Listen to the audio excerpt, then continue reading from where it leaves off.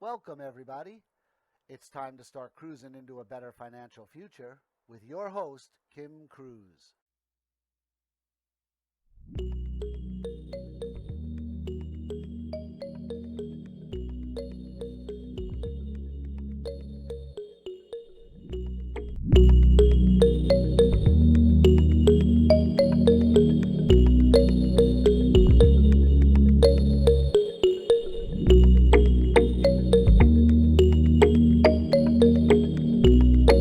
In the business world for that first year for two reasons. A, we all know that we just said 79% of businesses are going to fail in that first year. And so the expectation is failure because it's 2 to 1. You're two times more likely to fail than succeed. Also, over that first year, your odds are you're not going to make a whole lot of huge profits because you're going to be reinvesting in your company to grow it. And it takes into account the same life cycle, just the life cycle of business versus the life cycle of a person. So, is there a difference? Yes, there's a big, big difference, but they look identical when you're looking from the outside. That's Mhm. my answer. I'll pass it to the expert. Angel, go ahead. Yeah, I again that was a home run yourself. Um, Thank you. I try. but no, yeah, they are different.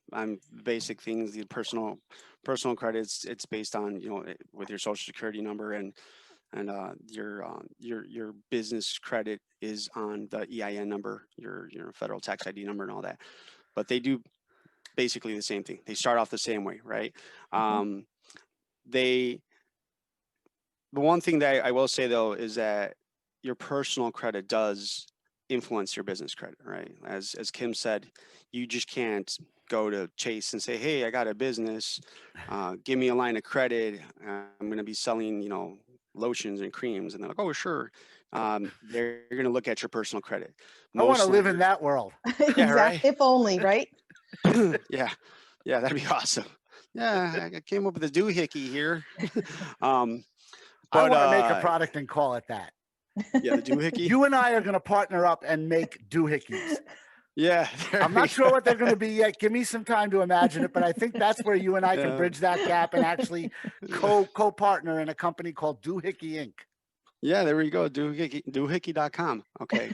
We're copywriting it now. Everybody that's watching Yeah, this, exactly. give us some I will money have the before you start trademark using by this. morning, so don't try to take it. um, but yeah, so there are lenders that they won't necessarily look at your personal credit, but they still want to see track record, that they still want to see that your business is making at least say $10,000 a month in net revenue, right? Mhm. So how is that feasible when it's a new business? It really Hmm. isn't, right? I mean, unless you've been working a business as a sole proprietor through your own social, and there's a bunch of things there, but typically speaking, the commonality of it is to get business credit, to get a business loan, you need to have credit, good personal credit, or average, right? Mhm. There's a lot of people right now that are like, oh my God, the PPP loans, SBA government loans, woohoo, I'm free money, free money. They're applying and they're getting denied. They're like, what the heck? I thought the government was giving me money. But no, this is just an opportunity for you to get a business loan, but they're still going to look at your personal credit, Right. right? They're still going to look at a lot. They've relaxed a lot of the rules, but I know lots of people who've come to me, and I'm sure they've come to you over at ABN. They're saying, I got denied because my personal credit's not good, but my business shows huge profits. Doesn't matter. You're still not meeting the qualifications. So I know exactly. I get those calls all the time, especially with the new PPP that just Mhm. came out, which not very smart of them. They made it the same as the original. Who has great receipts over the past 6 months to show in order to get approved? Nobody. Yeah. Very few companies have great returns over the last 6 months to show. They should be looking at last year's in order to make their decision, not 2020's. Oh yeah. Yeah, Exactly. Yep. exactly. So, case in point, personal credit and business credit, they are different, but personal credit, as the both of you said, does affect business credit. So if your intentions are to get a business loan or to develop your business credit, Focus also on your personal credit. Look at that, Mhm. see where that's at, and make the necessary adjustments and movements to get that where it needs to be, so you can actually get financed with your business. Exactly. All right. So Excellent information. Kim, you're going to Yes. answer this question, but building on what you just said, our next question leads right into what you just said. And Mhm. Kim's going to give it to you. You're going to answer first this time. Yep, exactly. And we've touched on it. So Tammy in Florida, she wants to know, how does she establish business credit? Okay, so this is mine, right? Yep. All you. All right, here we go. Open So, field. We split all right, the halfbacks for it. You're all set. Just run to the end zone. there you go. We're going streaking. No. Ah, We're going to the nobody quad. wants to see me streak. Nobody. um so I have pretty much it's steps, it's steps that I tell my clients. I tell my clients, these are the steps that you're going to want to do that are to establish your business, also to establish business credit. The first one is obviously incorporate your business or make an LLC, S corp, whatever it is. Set that up, right? Once you set that up, you're going to want to obtain your EIN number, your federal tax ID number. Once that's set up, now you can open up a bank account, a business bank account. You could go to whatever bank you want and open a bank account. From that point on, you could do it at the same time. You could establish a business phone number, and then with the bank or a lender, you can open a business credit file. Okay. Now I'm going down the list. I know that each one of these is, you could really elaborate, but I just want to give the list here. Oh no, you're right Yep. on target, my friend. Yep, Cool. exactly. So open up a business credit file, and then once you do that, apply for business credit cards. Now here again, this is where we go back to, will my personal credit affect my approval? If you get approved for those credit cards, amazing, that's awesome. Now you can establish a line of credit with, say, vendors and suppliers. And then the most important thing after you've done all that is pay your bills on time. Pay your bills on time, right? Yep. Make sure you pay your bills on time. Now, if for some reason on step 6 you didn't get approved for those business credit cards, then this is where you're going to want to look at your personal credit or look at the reason why, address that situation, and then you could go back and attempt to apply for business credit cards. But those are, in my opinion, the steps needed to establish business credit. I do a lot of research on our questions, just so that I can make sure that I'm adding the right information and I'm covering all the steps. And I have a list here, and Angel, you nailed every single one of them. So yeah, you're absolutely right. That was my last one, pay on time, because that's what you're going to be establishing. So I know people that they're like, yeah, I got credit. I'm like, good, man, good. What are you gonna do? I got credit, and that's another conversation we could have. Oh, they don't even have a business plan. They got money, but they don't even know what they're gonna do with that money. We already know where that's gonna go. And scary. Yes. yeah. So 4 months, they're like, I'm having issues. I'm getting denied by vendors. I don't know what's going on. Did you pay your bills on time? I sent it in. I'm like, come on, man, you're a new business. You lucky you got some credit, and you're doing that. That's no, you can't do that. So yes, pay your bills on time. Make that a priority. And take it serious. Take it very serious, because that could really affect your business and the future of your business. Mm-hmm. And you treat it just like when you were a young high school graduate getting those credit cards for $5,000 credit limit, and you go out and spend it all, and then don't worry about you're payment. paying $200 a month. So and I was a victim same of that. exact thing. They found me outside of a college and like, hey, would you like a fancy pen and this basketball hoop you could put onto your door? I was like, wow, really? What do I got to do? Just sign right here. And then the credit card came with a $800 credit limit, and this girl that I was seeing, she's like, wow, you got some money. I'm like, yes, I do. No, I don't. You do, but you only do for a day or two before it's maxed out. Yeah. All right. So Carol in Florida, really good question. I'm going to rewind a minute back to my Fusion versus Lexus. Because although you do have in business TransUnion, Experian, and Equifax, the credit Mhm. reporting agencies, there's a secondary filter for businesses. Businesses have 3 of their own credit reporting agencies, 2 of which are actually divisions of the 3 you already know. But one of the most important places to get your business listed once you get that first credit card for your business that Angel was speaking of, you apply to Chase, Amex, Capital One, and they give you that first business card, you immediately want to establish your file with Dun and Bradstreet. Right. Dun Yep. and Bradstreet are considered the business credit gurus in the universe of America.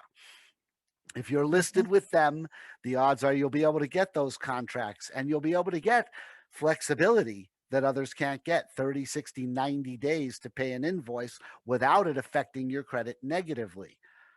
I have plenty of vendors I work with where if they send me an invoice, I can pay it in 30 days, or I can pay it in 60 days, or I can pay it in 90 days, and there's no penalty as long as I let them know which time frame it'll be paid in by my accounts payable division.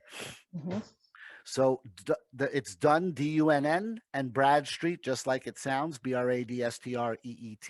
I highly suggest you go and do some research on them to understand what they do, which is rank businesses in their credit availability and their credit worthiness.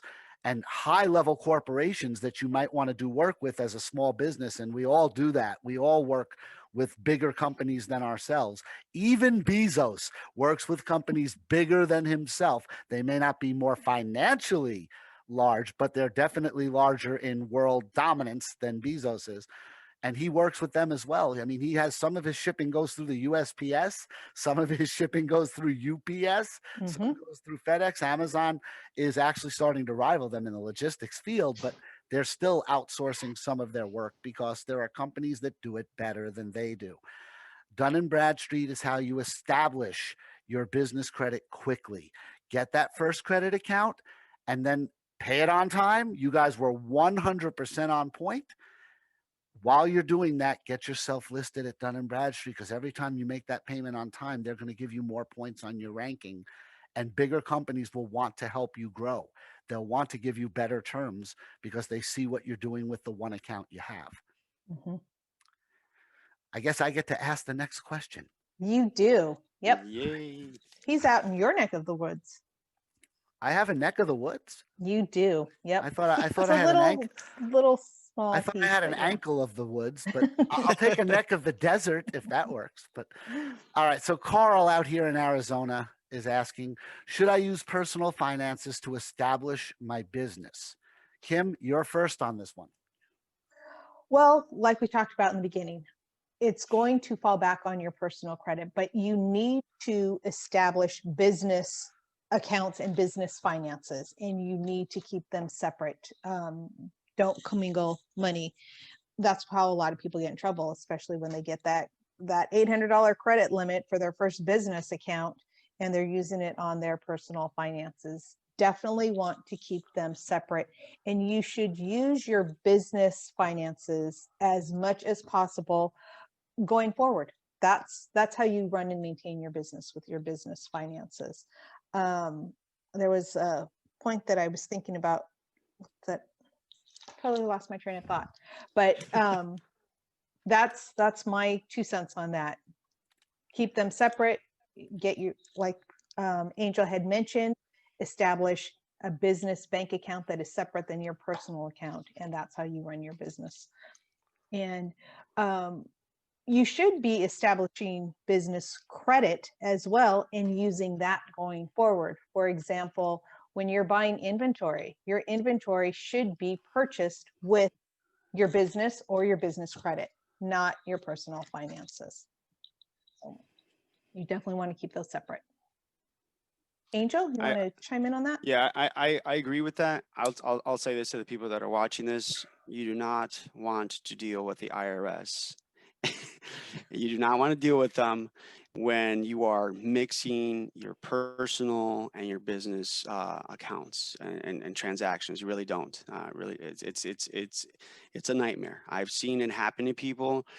There are debt resolution companies that they promote that heavily on TV because people don't seem to understand that you're not supposed to be commingling. You're not supposed to be doing these things, and it causes a lot of issues. And there's fines, penalties. It's something just don't do it. That very plain and simple. Just don't do that. One of the main reasons you should really have it separated is because there's also like personal tax protection, protections that you encounter when you keep it separate. Liabilities. Again, I'm not a tax guru, but from what I've learned, from what I've been told, it's not something you should be doing. That you should do. Have your personal account, have your business account. Now, if you're somebody that has it set up as to where your business is paying you, well, then have that set up. Have your payroll pay you out weekly, biweekly, monthly, whatever that is, and then whatever goes to your personal account, then that's yours to use. But whatever is not, leave it in your business account. And by following this, I promise you, we are in tax season right now. When it's time to do your taxes, you will be saying, "Thank God I did it this way," right? Because you're gonna hear from people that they're like, "I did it like this, and I don't know why all of a sudden I'm getting audited, and the IRS wants to like freeze my assets and this and that and this." I'm like, well, my friend, you were doing stuff you weren't supposed to be doing, so, keep them separate, and if you have any questions about that, by all means, I'm sure Kim and Adam, they know somebody that can help you out with that, or I can always refer you to somebody that can give you a little bit more advice as to how that works. Yep. I As couldn't Adam agree always more. says, we are not tax experts. We are not giving you legal advice. This is just the experience that we have encountered and we have seen. But so it shouldn't be construed as any legal advice that we're giving. But Angel, you're absolutely right. They need to be two separate entities. You are not your company and your company is not you. So definitely two separate entities. Adam, I'll let you chime in. Yeah, you two are going to burn me at the stake. What you just said is correct. You are not your company, and your company is not you, unless you are your company and your company is you. And remember, the reason I say this is I'm a business consultant, and I do have people whose LLCs are them, literally. And that happens. And LLCs are filed in your personal taxes. So they automatically commingle. Now, you both are 100% right. Don't commingle funds. For those who are small entrepreneurs who have, Amway or some small business that they're, dabbling in, and you have your own business account and it pays for something that's personal, that's not for the business, just keep journal entries of it. This is slight tax advice, and consider it the same way as if you wrote a check to yourself. It's called an in kind payment. What that means is instead of giving money from your business to you, your business gave you X. It paid your rent. It paid your car payment. It's the same thing as getting paid. And that's what the IRS wants to see in those horrible audits that you speak of, because I've sat through a couple of them, not for myself, but with friends. And Oh, people didn't do this right. It's called a journal.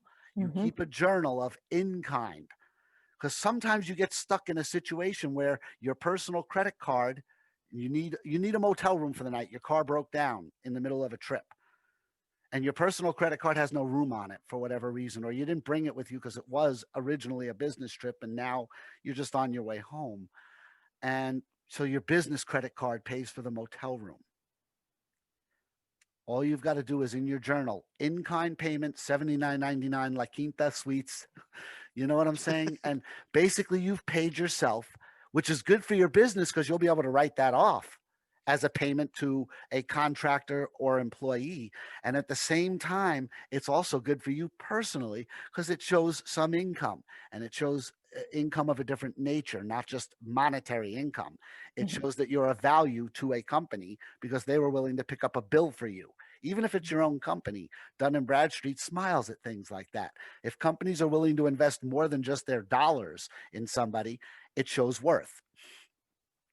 All right. So you guys again 100% right. I'm not contradicting what you said, but for those that are forced to be there, because I on target strategies and Adam Strum are completely inseparable. There's no telling which is which. Mm-hmm. But every time that my company pays for something that's for Adam Strum, not for on target strategies, it goes in the journal entry as in kind pay to Adam Strum, not cash pay, but in kind pay. The Mm-hmm. company paid X for my car payment, which without my car, I couldn't conduct business. Mm-hmm. Yeah, no, that is a point, and for people that are like, oh my god, I got to keep a journal for every little thing that's going on. Yes. Like, oh my god, like I barely, I forgot to order food already. But for people that that might be a little bit difficult, there's a lot of programs out there that I know that help with that. I use QuickBooks. QuickBooks is the most popular, Yeah. but we have a guest coming on in a couple of weeks, Michael Delgado, who can Mm-hmm. solve that problem for you instantly. There we go. I'm all for that. I'm gonna want that because that's a whole nother conversation. But there's a lot of things I wish QuickBooks could do, and there's a lot of things that they need to improve. But that's what I currently use, and um, it helps a lot to say, okay, these are the charges for this and this and that, because I do have, Right. It we also have helps you classify because that's something yeah. you have to do for the IRS. For every business expenditure you Oh have, yeah. it has to be Exactly. classified one of six things. And Mm-hmm. With all that great, with such great IRS customer service, I don't understand why they can't just read my mind and understand what those pardon me, I'm charges going to be were. off camera. Okay. Please never use those words in the same sentence again. My brain hurts. I want to I call once IRS and spent 11 hours on hold with the IRS. yeah, Yeah. yeah. Let's call IRS, and after that, let's go hang out at the DMV. What a wonderful day. Oh yeah. Oh my God. Yeah. You would definitely need a trip to the bar after that one. Yeah. I After a think day that's like that. I think that's how people end up living in the bar is they gone through a day like that. Yeah. Never schedule those two appointments in the same day. Never. No. There's not enough hours in the day to ever do that. No. Especially if you live in a big city like Chicago, New York, LA, even Yep. Phoenix. Although Phoenix is not horrible compared to other places I've lived, it's still a 3-hour adventure at the DMV. Oh God. Yeah. Wow. My son can tell you horror stories about getting our tags for our car. I think we were there Yeah. for 3 hours, 4 hours. So My driver's license just expired. I have a passport, and I'm like, I just don't want to go. I'm like, my friend's like, hey, so why don't you drive? I'm nah, it's cool. You drive. We'll just take an Uber. He's like, wait, but you have a car, Angel. I'm like, yeah, let's just take an Uber. He's like, but what about COVID? We'll wear 2 masks. I just don't want to go to the DMV. yeah, that's a nightmare. Yeah. Oh So my gosh. I'm going to read the last question. And Angel, I'm going to let you handle this because you do this perfectly. And like I mentioned in the beginning, I've seen you in action do this and you are awesome at it. So if somebody comes to you, like Mark in Washington, he wants to know what are the first steps to open up a business. What would you tell him? All right. So step number 1 for me is make the decision. Honestly, take the leap of faith, make the decision to really make this happen. Okay. This is not, if you're going to start a business, it's the difference from a hobby to this is your business. This is a company. This is a job. You're not going to work for somebody, an employer, but you're going to work for yourself, and you're going to work for this company. So you have to understand that you're willing to take the leap of faith in yourself, and you're going to dedicate yourself to this. You're going to make time for this. Okay. Now, once you've made that decision, the next thing that you should do is do some market research, study, understand what your business is. I know you know what your business is, but what is it really to your target demographic? What are your competitors doing? Where are you trying to market? Do as much market research as possible. Okay. Once you have that there, and you've taken notes as to how other similar businesses are operating, then now you can develop what's known as a business plan. And business plans, as I said earlier, are super important. People, they're like, well, I have $5,000. What can I do with $5,000? Well, there's a lot of things you could do with $5,000. Do you know what you're going to do with $5,000? Do you know what you're going to do with no money, but you have great credit? What are your goals inside of this month, 3 months, 6 months, year? So your business plan is really important for you to establish. And there's a plethora of resources online on Google that'll give you templates on business plans, on how to do those things. If you need more help on how to develop a business plan, you can reach out. You can reach out to me. We have a service for that. But business plan, it's a huge thing, right? It's Once you have your invaluable. business plan, exactly, it really is. I feel that I learned I learned this saying from somebody that I've seen grow companies to insane sizes. Like I'm talking about like $100 million company, right? Taking it from small to huge. I've seen this person do this, and one thing he said to me is like, if you don't have a plan, you automatically already have a plan. Sounds funny, but it's true. If you don't have a Mhm. plan, you've already planned to fail. Mhm. That's what it is. Mhm. So just Yep. create a plan. Once you have your plan, fund your business. Mm. Put the money into the business accordingly, right? Um, Strategize how you're going to use the money, right? Don't try to do everything all at the same time. Know how to put your money where it's supposed to be, right? Within your business plan, right? Part of the market research also in the business plan after that is you should know where you're going to be marketing. Know your target demographic. Who are you going to be reaching out to? Now with the whole COVID situation, obviously a lot of it's virtual, but there's still some brick and mortar places, right? There's still some, like, laundromats that are opening up. There's still some brick and mortar places. So know where that's going on.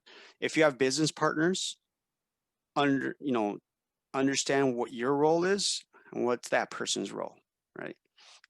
And share the work, the work. Hold yourselves accountable. Okay, so my role as a chief operating officer is I need to oversee certain projects going on. I need to make sure certain systems are working. The role of my chief technology officer is he has to keep doing research, market research on certain tech that's coming out, making sure the systems are working, making sure, so on and so forth. So those roles are your job, right? So know what your role is, know if you have partners, what their roles are, and write them down so you can hold yourself accountable as to what are those roles, right? Um, if you haven't done so, come up with your business name. Who are you? How are people going to know you? It's different from saying, "Hi, I'm Kim Cruz," as to "I'm Cruz Credit Consulting." Right. So come up with that business name, and when a good trick. A lot of people are like, well, how do I come up with a business name? Well, what does the business name? What does the business mean to you? What what what makes you want to do this business? What are you passionate about with this business? Mhm. Well, I like that I get to help people. I'm guiding them. I'm preventing them from doing things that could harm them. So you're a consultant, right? Yeah. Okay. All right. And what are you consulting them with? Well, my strong points are this. Okay. So then let's incorporate that in your name. So that's kind of a trick to find out what a good business name is for you, right? And do a little bit of research. Go on GoDaddy, see what's available, see what's not available. Once you're done, once you're done with that, once you have the business plan, you know where your funds at, your name set up, you set up your roles.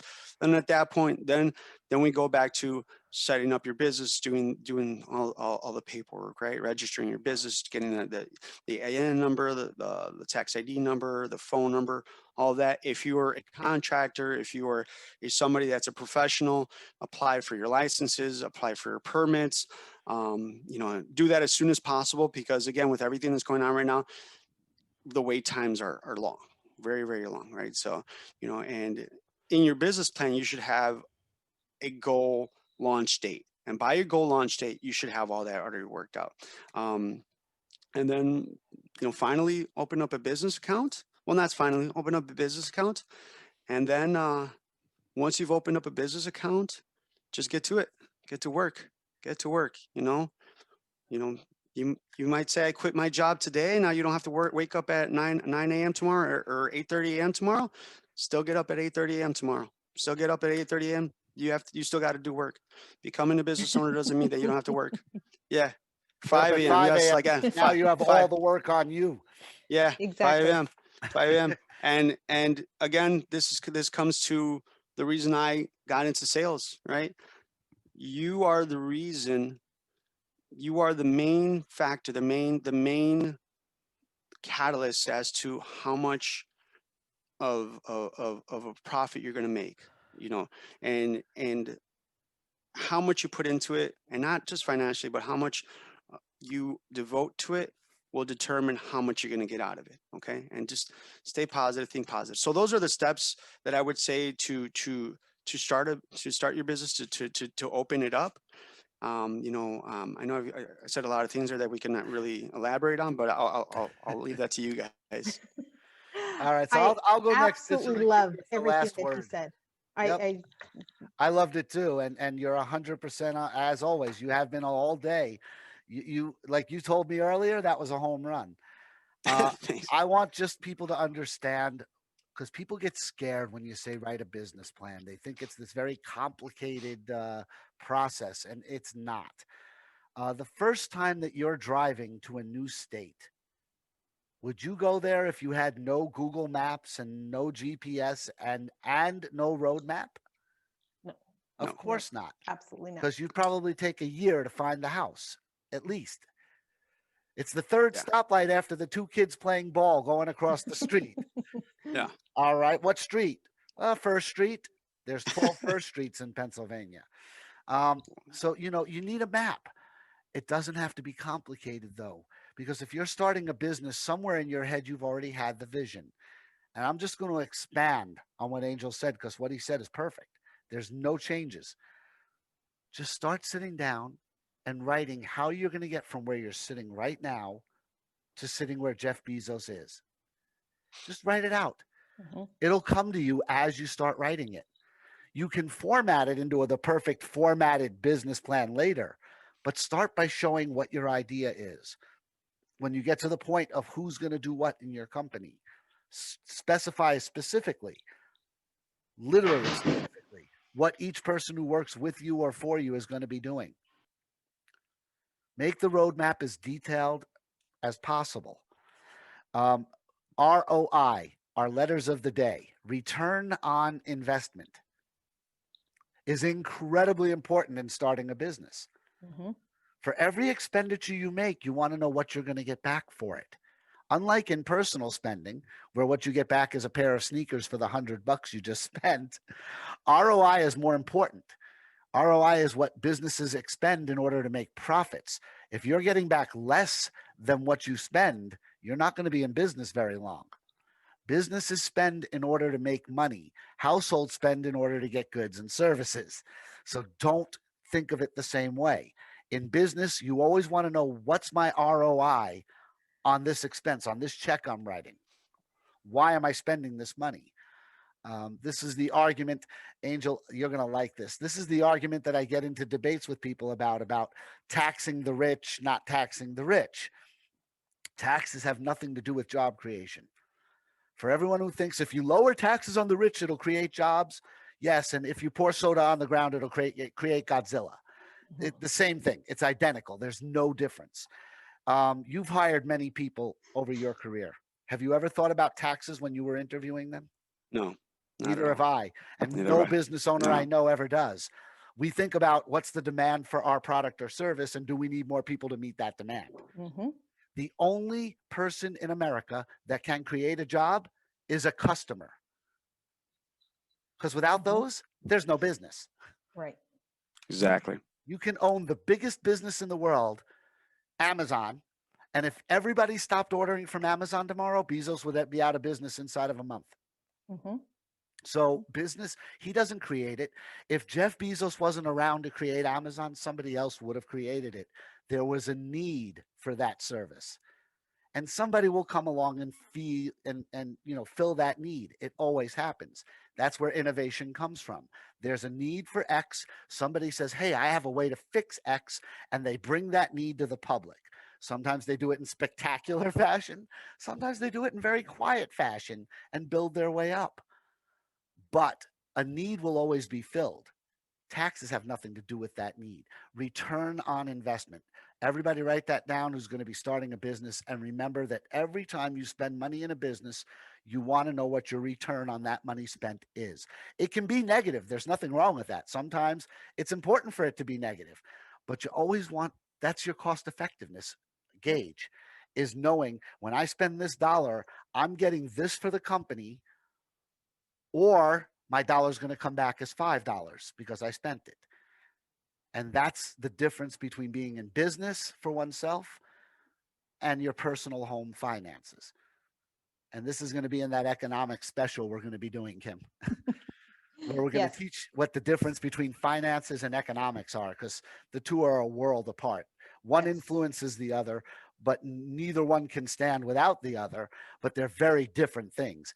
Economics is an overview, finances is a microscope view. So, we're going to get to that. Those are the 5 questions for today. So I'm going to add one thing to everything that both of you said please do. on starting a business, and you guys are spot on. That was a bullseye. And when you go into business, you're going into business for longevity. So one of the things to keep in mind is preparing for the growth of your business as well. So that should also be in your business plan. Where are you going 5 years from now, 10 years from now? The majority of the time, you're not in business for the short term, you're in business for the long term. And you need to know what are your necessities when you expand your business. So you want to be prepared when you grow as well. So that's the only thing I'm going to add to that question, but you were spot on. And I know that this is just a tiny bit of what Angel does helping entrepreneurs. He has a full circle marketing company with a lot of other services that you offer. So I did want to give Angel some time to tell us about his marketing company as well. Okay, well, thank you so much. And yeah, your last point, I do agree with you on that. Huge thing. Be patient. Geez, please be patient. So many people are like, well, I'm not making money inside of 3 weeks. Like, whoa, slow down. You think Bezos made all that money inside of 3 weeks? No, be patient. Be patient. You know, if you have your system set up and if you've done your research and you got your plan and you're doing things accordingly, be patient. There are some weeks where it might be, it might get tough, and some weeks where it's just going to be golden, right? Last week, it was a little bit silent for my company. This week was yesterday was Monday, today Tuesday. Every proposal that we sent out, we had 70% of them come in, and they just engage. Right? Boom. We're just like, whoa. My chief technology officer is like, well, guess I got to cancel my ski trip. I'm like, yes, you do. But Feast and famine. That's how business is. Feast yeah, and famine. yeah, Sometimes you're the windshield, sometimes you're the bug. yeah, exactly. So be patient. Just be patient with it, and don't think negatively. Positive.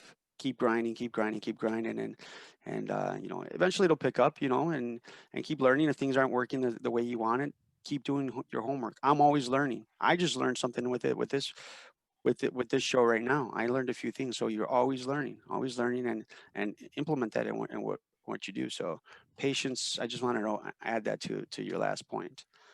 Now, as for my company, what we do, ABN Circle, again, always be networking. Circle, pretty much.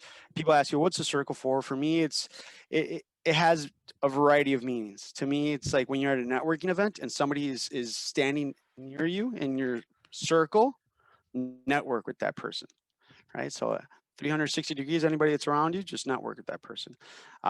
When you're doing anything, remember, whatever you give, whatever you send out to the universe, you're going to get it back, right? So just keep that in mind, and always keep growing your circle of influence, right? The person you meet might not be the person you need to meet to get something done, but they might introduce you to the person you need to meet to accomplish your biggest goal, right? So that's what that circle stands for. Now, as for my company, we have an array of services, from website development, mobile application development, automation. We're focused a lot on small business automation, for people that they're getting leads in, building CRMs, which is client. Geez, I forgot the acronym for CRM. For CRM, it's a client relations manager, if I'm not mistaken. Mhm. That's one of the Yep. there's like three different ones. The R changes sometimes, but it's Yeah, client relations management is what I most of the yeah. time tell people. Customer So we retention management, same thing. Yep. so we develop those systems so people that are in sales or people that are getting leads, they don't lose it. But we focus heavily on that. Social media management is a big thing. We're currently working with USFA, who they also have a wonderful system that's allowing us to do some great things with social media management and marketing. So that's pretty much what we do. We help small businesses, startups with the beginning parts of their business and getting them set where they have their online business working properly, right? So if you have an idea, and let's say against the KV business, like I want to develop my KV business, which is could be whatever it might be, right? So but you don't know how to start it, you don't know where to go, feel free to reach out to us. We'll give you a free consultation. We'll see what you have going, and we'll give you guidance. If we can't, for any reason, um, service you, or we don't have the product that can help you, we'll at least direct you with a business or on a partner that can help you. So don't be shy, and if you want to start a business and you're sick and tired of being an employee and you really want to be your own boss, well, that's what ABN Circle is here for. We're here to help you out, and our success is your business. Your success is wow. I am freezing up here. No, you Your said it success, right. Our success is your business. yeah. So no, but your success is our business. So pretty much. So that's what we focus on. Again, bringing it back to we're very passionate about it, and we just want to see people succeed. We really do. We really do. Well, We're fans of the underdogs. I love all the Rocky movies. So life can be Drago or Mr. T at times, but I'm here, and so is my company, and we're willing to be your Mickey at the corner right there, because all right. Mickey So loves you. everybody, That's awesome. you're gonna find Angel's information and more information about ABN Circle just below this video in the comments. Yep. It'll be there. Um, Now we're going to try something new because I get all these questions lately about sales, and I have a sales guru standing here. So we're going to try something. I'm going to teach people control with questions just All for right. fun today. Now, you know about control with questions. It's one of the most Yeah. important things a good salesman knows. So I'm going to Yes. tell Angel, because he's an expert and a pro in all, he already knows what I'm going to be doing. I'm going to tell him we're about to do a card trick without cards, and I want him to not pick the six of spades. Okay. Okay. So your job is to not pick the six of spades. This in sales is the person who is obstinate, who doesn't care what you're offering, who doesn't want to buy your product or service, whatever it is. And this is how you get past that with them. So in a deck of cards, Angel, you have picture cards and number cards, or as we know, face cards and number cards. So I'm going to ask you to pick one of those two groups, either face cards or number cards. Which one?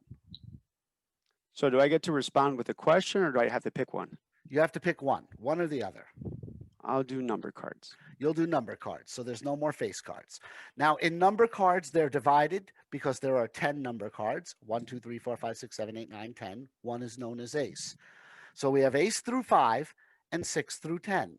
Please pick one of those groups. I will do two. No. I said one of the groups, ace through 5 or 6 through 10. Oh, I'll do eight through five. So you've taken ace through 5 and you've put that aside, leaving nothing but 6 through 10. Now, in 6 through 10, there are 5 numbers 6, 7, 8, 9, and 10. Pick 3 of them out loud for everybody. 7, 8, 9. Leaving nothing but 6 and 10, correct? Correct. Pick one of those, 6 or 10. 10. Now there's nothing left but a 6, correct? Correct. Okay. Correct. Hearts, diamonds, clubs, and spades, pick 2. I'll do hearts and clubs. Leaving spades and diamonds. Of spades and diamonds, pick Correct. one of them, Diamonds. leaving nothing but a six of spades. Well, what do you know? You picked the card I wanted you to pick. And that's not Yes, you did. because it's not because I tricked you. You knew exactly what I was doing the whole way. But that's what being in sales is all about, is you as the salesman, you draw the map. Since you're drawing the map, they have to end up at the destination of your choosing as long as you keep them on your map. And that's all that was. You knew what I was doing the minute you picked, well, you knew before I Yeah. even started, but you knew what I was doing the minute So you picked ace through five and I eliminated it rather than took it. But it's yeah, my I map. was I was trying I was trying yeah I was trying to sidestep it, but you took control. You can't do anything. You take control, And that's what good and sales is all that's about. exactly. But I didn't offend you. That's very No, no, important.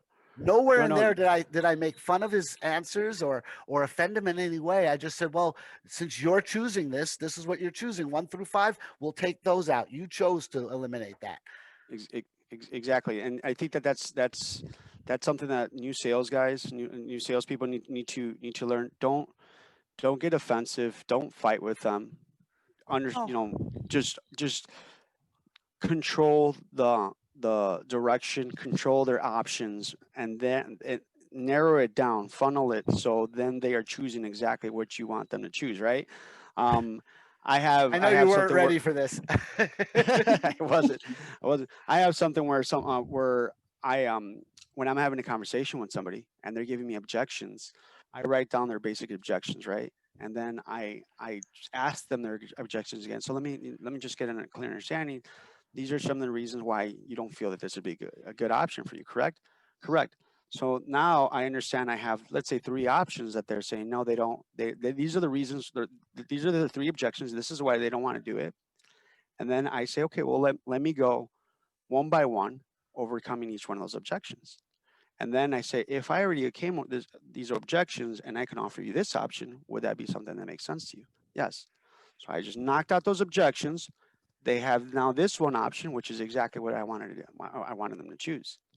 So that's another strategy that I use as to where I'm asking certain questions and I'm not offending them, but I'm understanding what their objection is and I'm directing them to choose what I want them to choose. Mm-hmm. Exactly.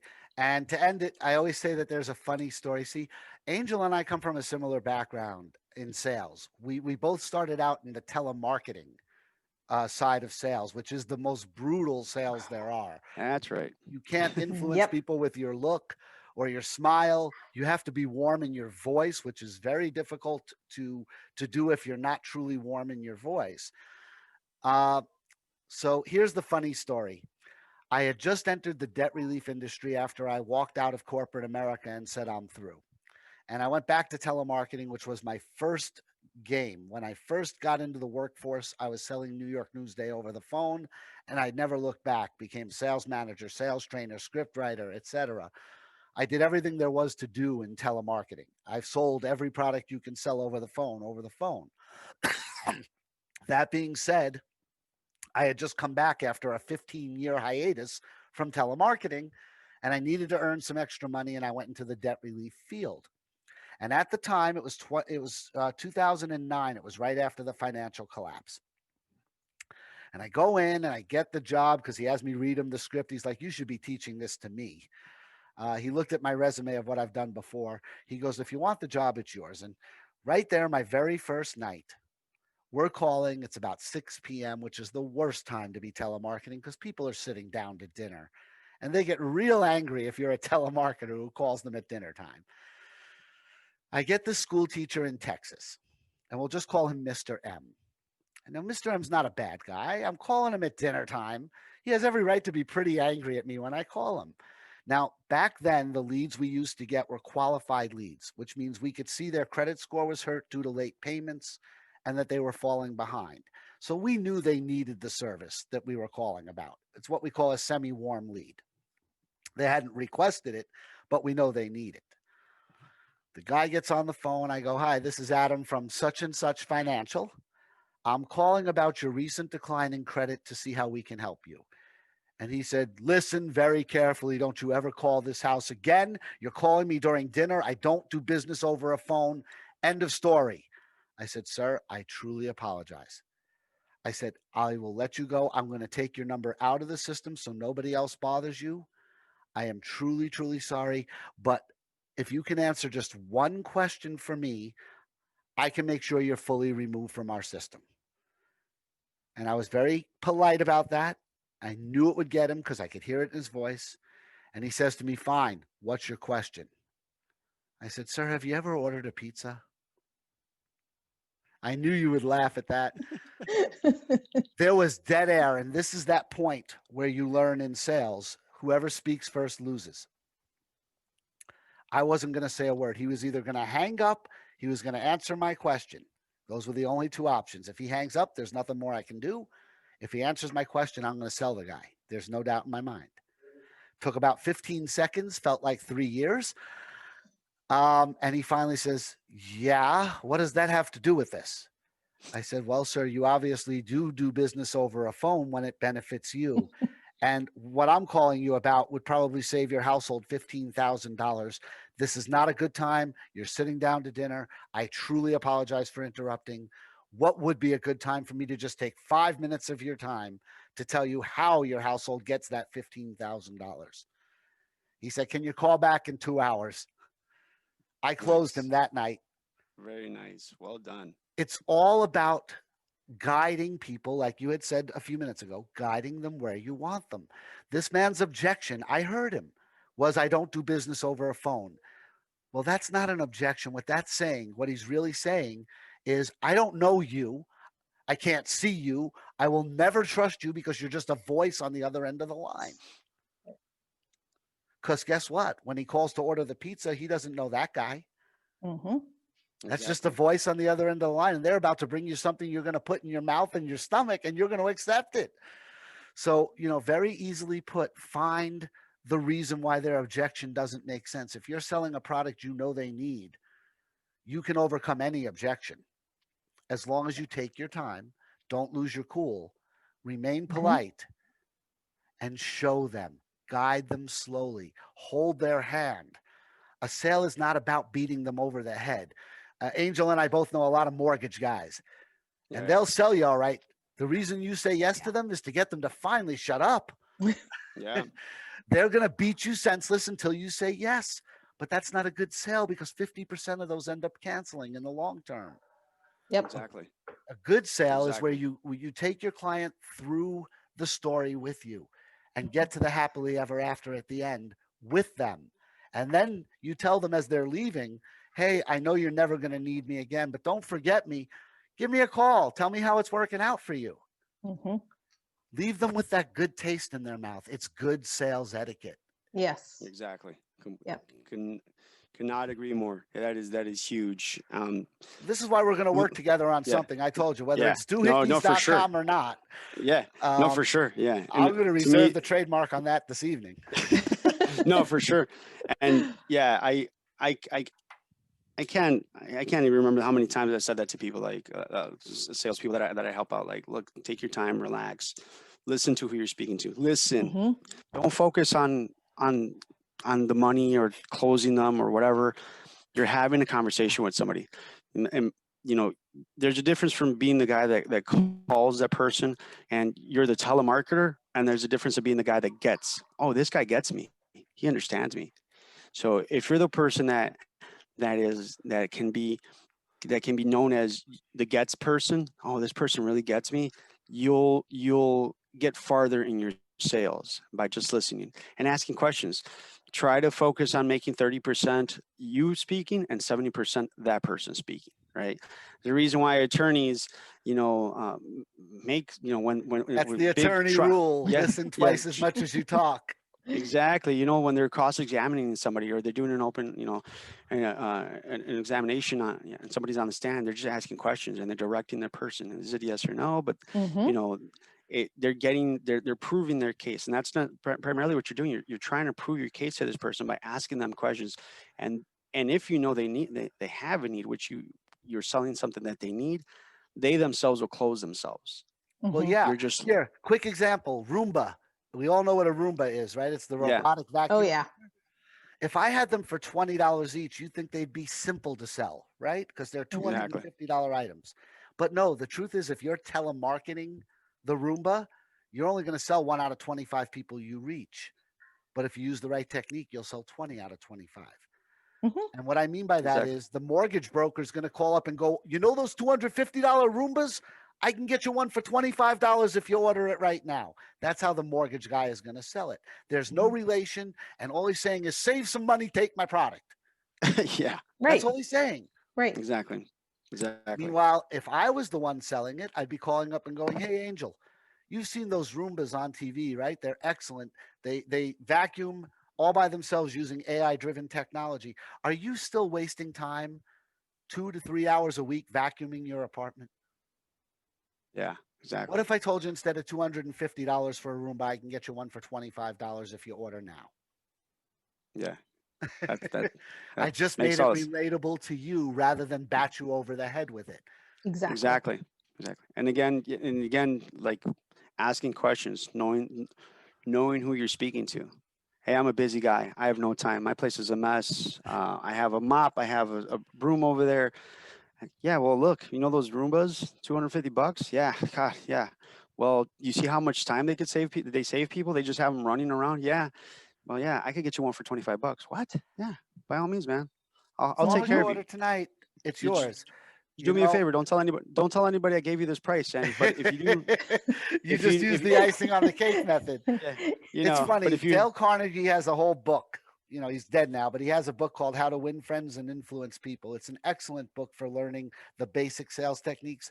But I can sum up how to win friends and influence people with 2 words: be honest. yeah, exactly.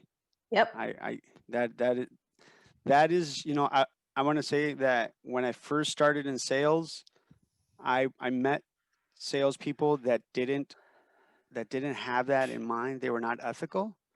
And then I met like true salespeople that were just honest, and they were just like, "You're just gonna tell them how it is. You're gonna tell them how it is, and they're either gonna say yes or no. But if they say yes, there's no surprises. Like, oh, I gotta cancel and all this because Oh I no, told you how I it have a was. zero, not zero, but I have a close to zero cancel rate for sales that I make. Hmm. And it's all about relating, but not relating like you said. There were these guys that were very unethical. Oh, you're a Harley driver? I've got 4 of them. I love the Harley. Meanwhile, they biked to work on a bicycle. They don't even Yeah, have a driver's license. yeah, And that eh, falls apart because eventually they're going to ask you about the Z12 14A and its engine. And you're going to be like, what the hell's that? And any Exactly. exactly. responsible Harley owner knows exactly what that is. Yep. Yeah, Um, yeah, True Lying doesn't colors will pay. always come out. And it's all yeah. about building a solid relationship. Exactly. And what some people don't know, what some salespeople don't know, and new salespeople don't know, is that the person you're speaking to on the phone, they might be a better salesperson than you are. They might just smoke you.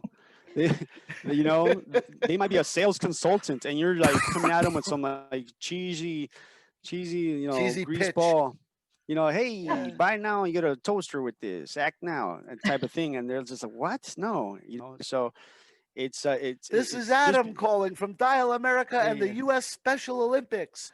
yeah, Thanks for yeah. calling, Adam. Have a nice day. Boom. Yep. Exactly. So You know, yeah, I agree with you. Be honest with them. Be straight up with them. Be relatable. And Hmm. get the need out of them. Understand what's the need. Why do they need this? Ask questions, and then once you've asked the questions, you got information. Tie the need in with what your service is, and then let the magic happen. well, I have to say thank you, Angel. You've been a wealth of knowledge. It's great having you on. Hopefully, we'll get to have you on again later in the season or season 2, and you can tell us about your trip that you're about to go on. Yep. Yeah. Um, but yeah, you're a wealth of information for the person who's tired, tired of working for someone else, knows they have a good idea, knows they have the ability, and is afraid to just take that next step. Because you're proof positive, as am I, as is Kim. I mean, we were all trapped in corporate America in one way or another. You at a law firm, me at Verizon, Kim at UPS, etc.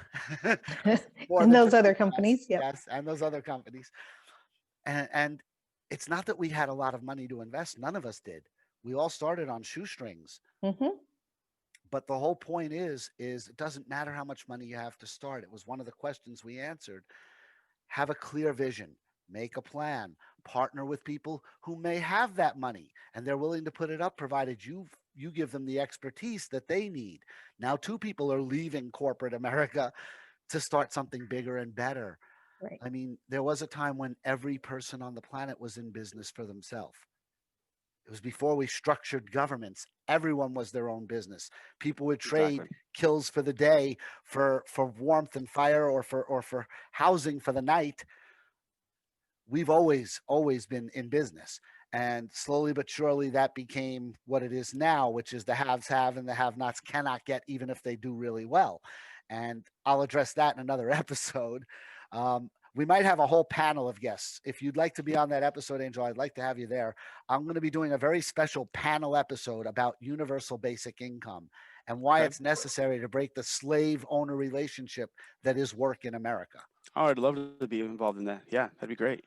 That's going to be Cool. Very huge. cool. Yeah, it's gonna we're Yeah. gonna try to have 8 or 9 guests for that one. That's Yeah. gonna be a long one. It's gonna be a round robin. It's gonna work the same way we do our questions, where everybody gets to have a small opinion, but we're only gonna be stating facts, not stereotypes. There Mhm. are Got it. plenty of studies out there of what happens. They've done trials of universal basic income in 16 countries, and there have been 71 trials, and there are facts that can be reported as to how successful it was and whether or not disenfranchised work, or whether or not it reduced the paying of other benefits like welfare, social security, etc. So, we're going to all do our study before then. Whoever the guests are, I'm going to ask you all to go and look at the studies and be well versed on it, because I do believe there's no way to avoid heading toward a universal basic income at some point. Andrew Yang actually may have had it right. Yeah. Yeah. The more I studying I agree with do, you. yep, the more studying I do, the more I realize it might be the solution to save capitalism rather than destroy it. Yeah. I agree with you. Unfortunately, not that many people do it. They haven't realized it yet. Right, like I said, And they're stuck in Yep. stereotypes of if we Mhm. yeah. give everyone $1,500 a month, they're just going to sit on their fat asses and eat bonbons all day. No, humankind has aspirations in general. Mhm. Yeah. And what you're doing, just very quickly, instead of them having to take a job at McDonald's when they have a degree in engineering, they can actually say no to that job at McDonald's and wait for an opening in what they want to do. And if Right. they're doing what they want to do, they're going to be a lot more productive, Mhm. Oh yeah. Exactly. Mhm. and they're going to Exactly. miss less days because they enjoy what they're doing. Yeah. Right. Yeah. If I could say one thing that I've truly enjoyed about what I do is that I've I've been able to show people that there is a different option, that there is not just being stuck under the control of somebody that doesn't really care about them, right? And this is something that I'm really in love with, because I see people break free and I see people become like like More than they they thought they reach could ever yeah, be. it's I it's do it's the same awesome. thing with On Target, so I know Yeah, Yep. it's like that teacher student moment when a teacher is teaching and they see them exactly. finally get it. Yeah, It's it's an like amazing feeling yeah, to see yeah, someone get that first $10,000 check from an account yeah, for their own exactly. business. Yeah, It's so and huge. It's huge yeah, to get somebody to that point. yeah, and I love that. It's just, because again, people, they don't want to follow their dreams because they're afraid, because nobody has really educated them on different strategies, and that it is possible. We could go into a whole conversation about our educational system, what has happened with it over the past 40, 50 years, and how it's not built to really nurture an entrepreneur. It is meant to keep people Mhm. you know Especially the college here part. We and just controlled. discussed that last week. Yeah. The college part of it is prohibitive of starting your own company. When you leave college, you got to run and find a job right away because you have 150,000 in student loans that have to be addressed. Yep. Exactly. Yep. Yeah, exactly.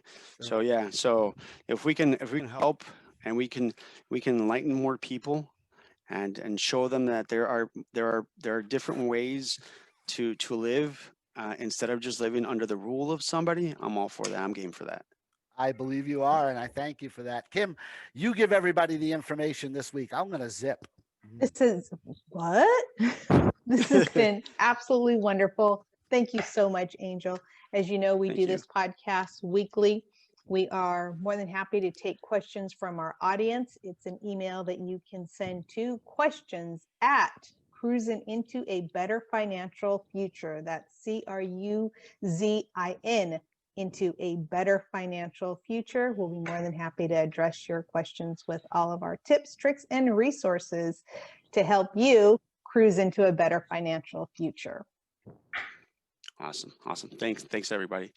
And thank you, Angel. Have a safe Thank trip. you. Yes, have And a safe again, trip. his information, ABN Circle, will be down below in the comments section. All right. Thank you. Right. Thank you for being a part of Cruising into a Better Financial Future. Don't forget to hit subscribe so you don't miss a future episode. We'll see you next time. Bye.